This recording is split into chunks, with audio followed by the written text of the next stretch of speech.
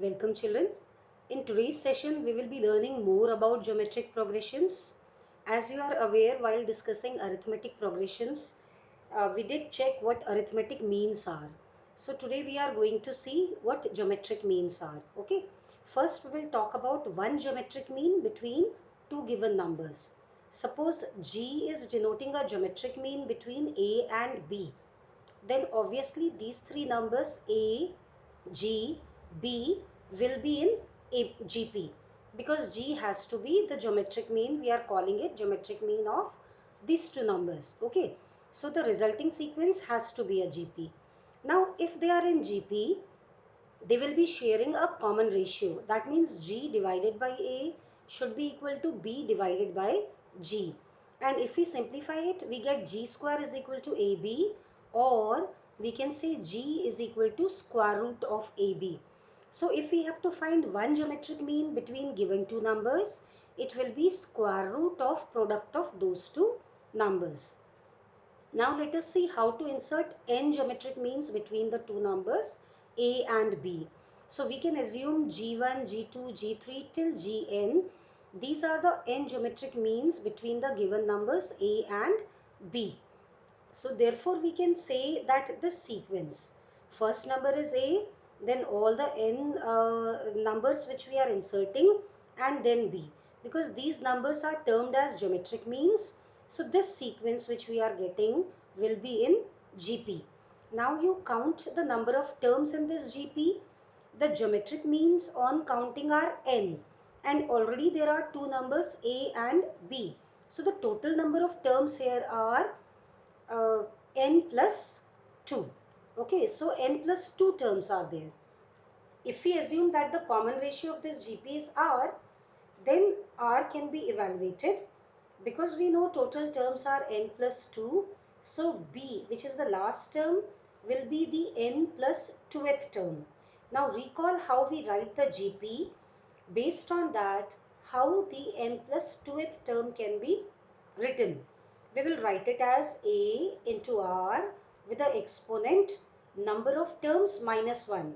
Recall general term is nth term, and we write it as A R to the power n minus 1. So the exponent of R is 1 less than this. Okay. So n plus 2th term will be A R raised to the power n plus 1. This is equal to B. So cross multiplying A, we get R raised to the power n plus 1 is B over A. And if we take n plus 1th root on both the sides, R becomes B over A with the exponent 1 over n plus 1. Okay, once R is obtained, all the geometric means can be found. You can see first geometric mean will be first term into common ratio. See, its position is second. First term is A, this is the second term. So it will be AR. This is the third term, it will be AR square. This is the fourth term, it will be AR cube, and so on. The last term is B, which will be AR to the power n plus 1, as we saw here. This is n plus 1th term. So it will be AR to the power n. So see, G1 is AR. So putting the value of R here, we get the first geometric mean. G2 is AR square. See, we can also write G2 as first geometric mean into common ratio. This is how also it can be written. Okay, in the same way, G3 can be written as second geometric mean into common ratio, because in the sequence what is happening, each term is next term is getting multiplied with the common ratio. So this is how also it can be done. And Gn will be AR to the power n. You may wonder, these two are n only. Why so?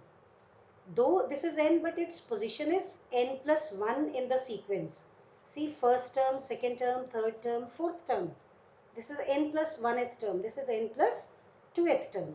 So Gn is AR to the power n, which can be written like this. So this is how geometric mean, if the common ratio is obtained, the geometric means can be inserted. Now let us derive the relationship between arithmetic mean and geometric mean. Okay, so we are assuming capital A to be the arithmetic mean between two numbers which are taken as small a and small b, and G is the geometric mean of the same numbers. You will find that For arithmetic mean and geometric mean respectively for these two numbers, arithmetic mean mostly is strictly greater than geometric mean. Okay. Now let us first recall what arithmetic mean of two numbers can be. You will see arithmetic mean of two numbers is a plus b by 2, and just now we have seen geometric mean is square root of ab. Okay, if I subtract these two, a minus g, we get a plus b by 2 minus square root of ab. This is what we obtain on taking LCM. Okay, now look at this. This a can be written as square root of a whole square. Fine. And b can be written as square root of b whole square. Then we have minus 2 square root of ab divided by 2. So this is of the form square of x plus square of y minus 2x into y. So it is a perfect square. That is x minus y whole square. Okay, please make correction here. This is only bracket here. The numerator is a perfect square. Okay, this whole divided by 2. So what do we get? A minus g is coming out to be square root of a minus square root of b whole square divided by 2. If you see, the numerator is a perfect square, so it will be always positive. 2 is also positive. So this entire term comes out to be strictly greater than 0. So what are we getting? A minus g is greater than 0. If we shift g to the right side, we get a is greater than g. So what do we find? Arithmetic mean is mostly greater than geometric mean. Now in which case they both will become equal? Suppose a and b are equal terms. They are equal in measure. So this part square root of a minus square root of b will become 0, and this entire term will reduce to 0. So if a minus b is 0, you will get a minus g is equal to 0, which will imply a is equal to g. So if we club these two, with this in equation and equation, we get a general result that a may be greater than or equal to g. It depends upon the nature of small a and small b. Now children, coming to the last topic of geometric mean, it is infinite GP and its sum. We didn't discuss infinite AP because finding the sum of infinite AP is not possible. But finding the sum of geometric progression, which is infinite, is possible under a certain condition. For that, the condition is modulus of common ratio should be strictly less than 1. Only if the common ratio is less than 1. Okay, by modulus we mean its value should be between minus 1 and plus 1. If R has got that nature, then the sum of infinite terms is possible. So we have taken infinite GP. You can see this is an infinite GP. Now if I have to find the sum of n terms for it, then we have seen in previous session, sum of n terms can be written as a into 1 minus r with the exponent n divided by 1 minus r. See, the condition is written here. Now we will see how in this case it is possible. I'll just give you an example. Say r is 1 by 2. Okay, just look at this number and see as I will increase the power. Okay, let us take some other example to make it more easy. Say it is 1 by 10. So you will see as the exponent of r increases, how r raised to the power that, with that exponent changes. This value is 0.1. Okay, if we take r square, it will be 1 over 100.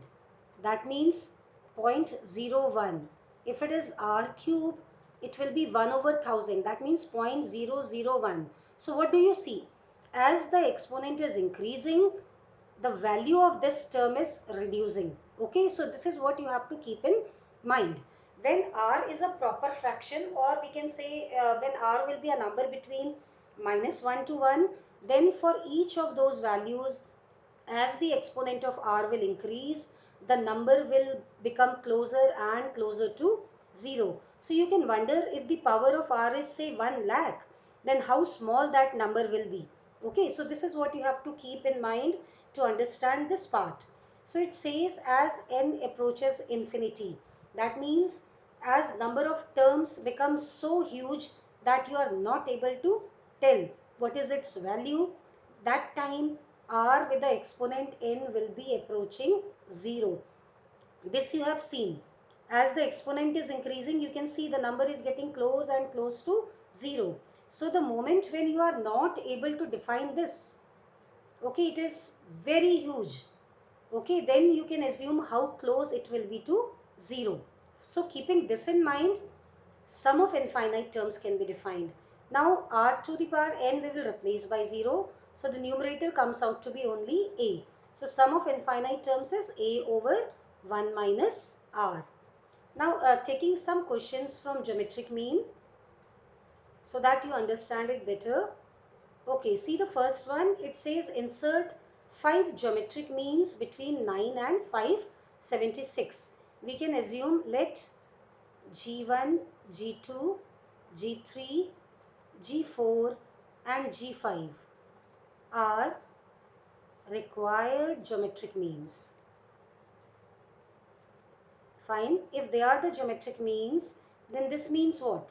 9, then G1, G2, G3, G4 and G5, and after that 576 are in GP. Okay, R can be taken as the common ratio. Now we have to find the common ratio. So R, how do we write? R is written as B over A raised to the power 1 over n plus 1. So over here B means the last term, which is 576, and A means the first term, which is 9, with the exponent 1 divided by n plus 1. N is denoting the number of geometric means you have inserted. How many geometric means we are inserting? 5. So 5 plus 1 will make it 6. You can cancel out 576 with 9. You will find it comes out to be 64. Now see how 64 can be written. It can be written as 2 to the power 6 and then this whole raised to the power 1 over 6. So R is coming out to be 2. Once R is found, you can find all the geometric means. G1 is AR. So it will become first term, that is 9 into R, which is 2. So it is 18.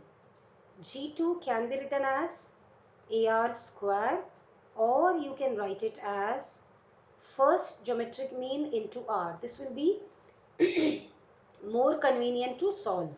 So first geometric mean is 18 and common ratio is 2. So this becomes 36. G3 will be G2 multiplied with R. So 36 into 2, that is 72. Then G4 will be G3 into R.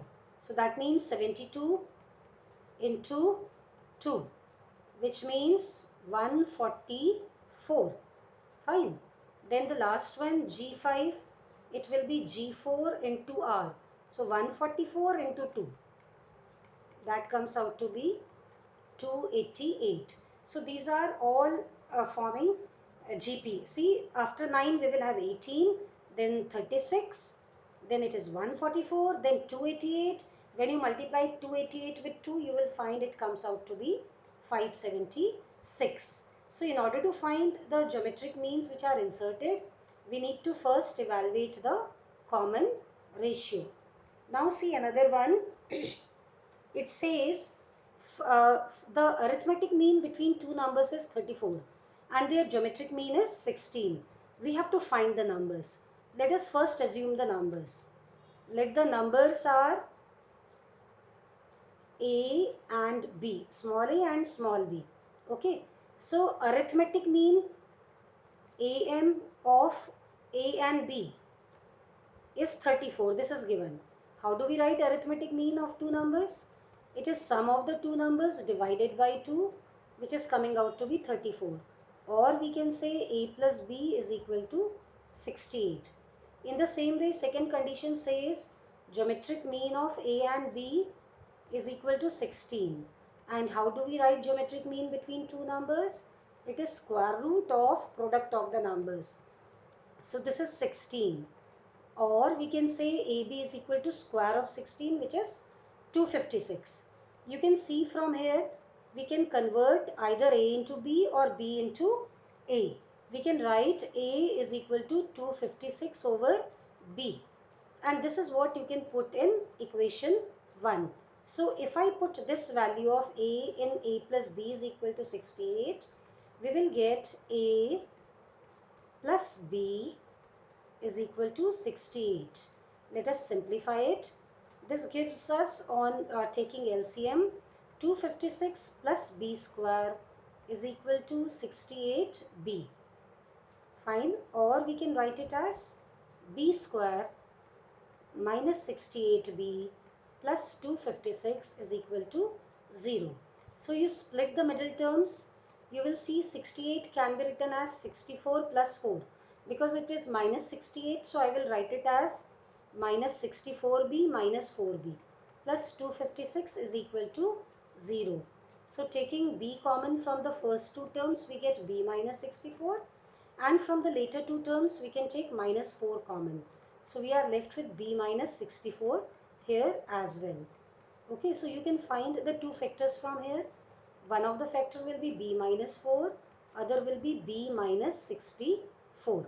Okay, so either B is equal to 4, which means what? If B is 4, A will be how much? A was 256 over B. So it will be 256 over 4. That means 64. So if B is 4, A will be 64. Or the second value of B can be 64. See, if I put B minus 4 is equal to 0, B will come 4. And if we put B minus 64 is equal to 0, B will come 64. So in this case, what is A? A will be 256 over 64, that is 4. So whatever may be the case, the two numbers are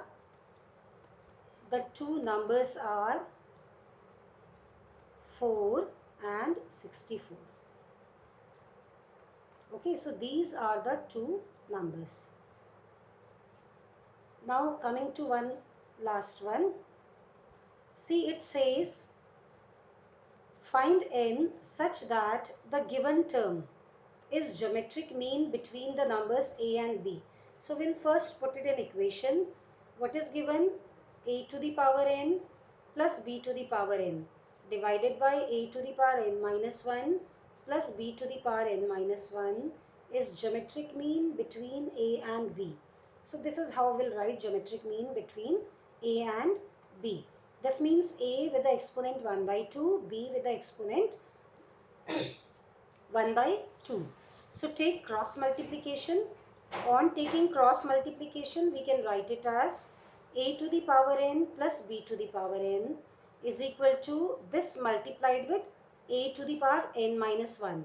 See, when a to the power n minus 1 multiplies with a to the power 1 by 2 into b to the power 1 by 2. In the same way, then b to the power n minus 1 will multiply a to the power 1 by 2, b to the power 1 by 2.